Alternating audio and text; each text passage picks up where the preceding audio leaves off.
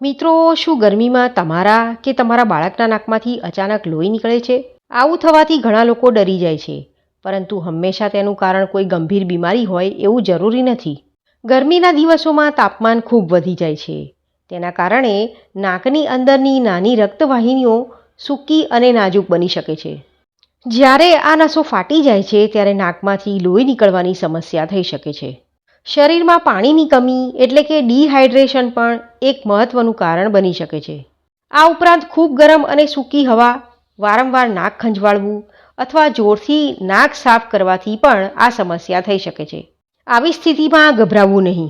છાંયડામાં બેસો, પૂરતું પાણી પીવો અને માથું થોડું આગળ રાખીને નાકને હળવેથી દબાવો.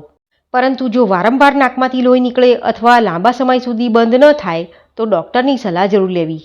તમને ક્યારેય ગરમીમાં આ સમસ્યા થઈ છે? કોમેન્ટમાં જરૂર જણાવજો. અને આવા જ વિડીયો બીજા જોવા માંગતા હો તો ચેનલને સબસ્ક્રાઈબ પણ જરૂરથી કરજો.